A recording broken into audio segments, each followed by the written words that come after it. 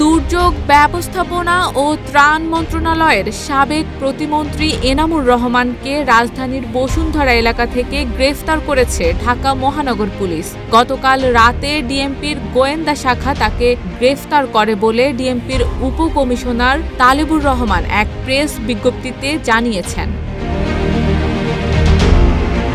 গত 5ই আগস্ট গণ অভ্যুত্থানের মুখে আওয়ামী লীগ নেতৃত্বাধীন সরকারের পতনের পর দুর্নীতি আর অবৈধ সম্পদের পাহাড় গড়া নেতারা এক এক করে পালাতে শুরু করে।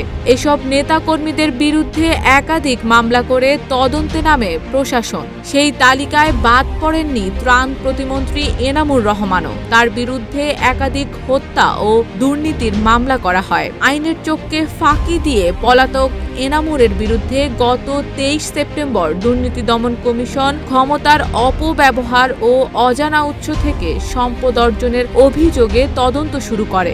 একই তদন্তে বাংলাদেশ কেমিক্যাল ইন্ডাস্ট্রিজ কর্পোরেশনের সাবেক চেয়ারম্যান হাইউল কাইয়ুমকেও অন্তর্ভুক্ত করা হয়।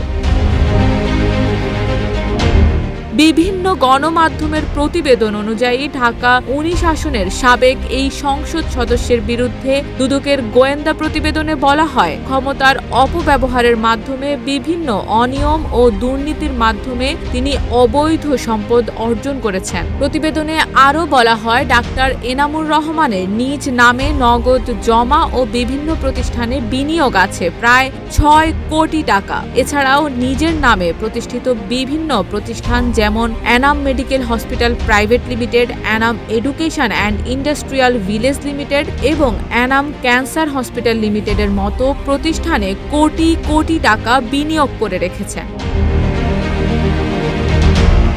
সাবেক এই মন্ত্রীকে গ্রেফতার নিয়ে পুলিশ তেমন কোনো বিস্তারিত তথ্য দেননি, তবে জানিয়েছেন গ্রেফতারের পর সোমবার তাকে আদালতে সোপর্দ করে রিমান্ডের আবেদন করা হবে। এনামুর রহমান 10ম ও 11তম জাতীয় সংসদ নির্বাচনে ঢাকা 19 আসন থেকে আওয়ামী লীগ প্রার্থী হিসেবে এমপি নির্বাচিত হন। তবে 12তম জাতীয় সংসদ নির্বাচনে তিনি স্বতন্ত্র প্রার্থী মোহাম্মদ সাইফুল ইসলামের কাছে পরাজিত হন। 2019 থেকে 2024 সাল পর্যন্ত তিনি দুর্যোগ ব্যবস্থাপনা ও ত্রাণ মন্ত্রণালয়ের প্রতিমন্ত্রী হিসেবে দায়িত্ব পালন করেন।